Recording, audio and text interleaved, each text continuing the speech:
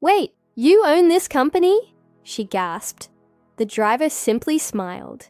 He wasn't just a taxi driver. He was the millionaire CEO she had just insulted. This story might just change how you treat people forever. Stick around.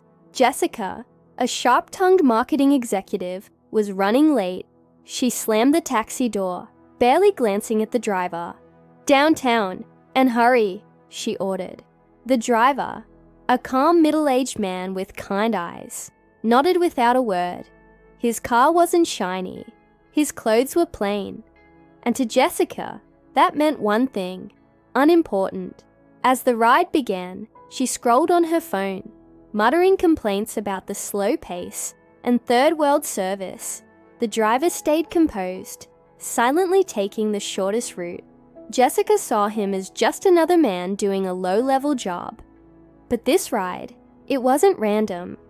And the man behind the wheel had a story that would flip her entire world upside down. About 20 minutes in, the driver unexpectedly turned into a pristine corporate park. "Excuse me, this is not downtown," she barked. "I just need one quick stop," he replied calmly. Jessica fumed as he exited the car. Through the glass, she watched, shocked. Employees in suits rushed to greet him. He signed a few documents, took a folder, and returned with coffee for both of them. "I figured you might need this," he smiled, confused and intrigued. Jessica took the cup. She noticed his watch, a luxury brand she recognized from high-end fashion magazines, and how the staff seemed to respect him. Something didn't add up. Her judgmental wall started to crack. Who was this man? Unable to resist, Jessica asked, "Okay, what's your deal? You're not just some driver." With a gentle smile, the man handed her his business card. Her eyes widened. "CEO, Global Ride Technologies." Jessica's jaw dropped. "You're the CEO?" "Yes," he replied. "Once a month, I drive to stay grounded, to remember the people we serve, and where I came from." She was speechless.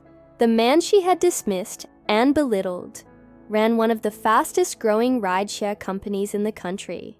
Shame washed over her. Her arrogance was now painfully obvious. He didn't need to preach. His humility spoke volumes. As the car moved again, Jessica sat in silence. Her mind replayed every moment she'd insulted him.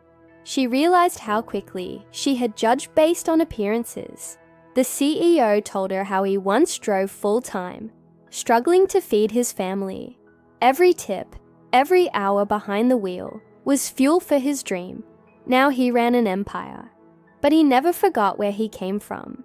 "I believe in dignity," he said. "Whether you clean the floors or run the boardroom, respect costs nothing, but means everything." Jessica was floored. In 10 minutes, he had taught her more than years of corporate life. As they reached her office building, Jessica didn't rush out. Instead, she turned to him. "Thank you," she said quietly. "Not just for the ride, but for the lesson." The CEO nodded. "Treat everyone with kindness. You never know who's sitting next to you." Jessica stepped out of the cab, a changed woman. Her expensive shoes hit the pavement differently now. Her eyes had been opened, and as the car drove off, she realized this wasn't just a ride.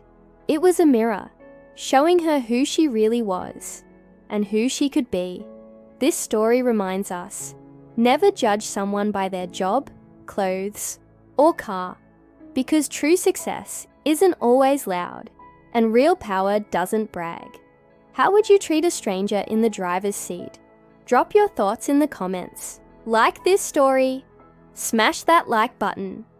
Subscribe for more real-life lessons that'll stick with you. Share this with someone who needs a little perspective. Thanks for watching. Your support means everything to us. Together, let's continue to inspire and grow. Here's to the next chapter. Cheers. He picked up his phone and dialed a number. "Hey boss, it's me. Yeah, I know we're supposed to be at the gala tonight, but something came up." "Yep, you know how it is." Another day, another dollar. Okay, tell everyone to have a great time. Don't worry, I'll catch the next flight back. Love you too. Bye. He hung up and turned to her. So where to next, Miss Jessica? She stared at him, stunned. This man was a millionaire CEO, yet he drove an old car, wore plain clothes, and picked up his own coffee. How could she have been so blind? Downtown, please, she mumbled, embarrassed. He smiled and gestured to the cup holder. Can I get you anything? There's a new cafe I found. They make an amazing mocha. Jessica shook her head, still stunned. This was a billionaire offering her a coffee. As they drove, he told her about his 3 kids and his wife of 20 years. Jessica felt a blush creeping up her neck. How could she have been so rude? He pulled up to a red light and turned to her. Listen, I don't want to sound pushy, but if you have any advice for a small business owner, I'm all ears. I've worked my way up from the bottom, but sometimes I feel like I'm losing touch. Jessica couldn't help but smile. The CEO of a major company wanted advice from her. Before she knew it, they were having a lively conversation about business. Jessica realized this wasn't just a work meeting. It was a masterclass. When the ride ended, Jessica practically ran into her office, eager to share what she had learned. Later that week, she spotted him at a local charity event. He was talking to a group of kids, his face lit up with joy. She approached him, a newfound confidence in her stride. Mr. CEO, she greeted him, a playful smile on her lips. He turned, his eyes twinkling. Miss Marketing Executive, what can I do for you? Well, I was thinking, she began. You might need some help in the PR department. He laughed, a deep, hearty sound. You sure you can handle a big boy like me?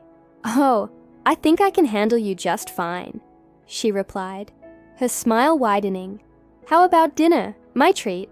He looked at her for a moment, then extended his hand. It's a date, and call me Alex.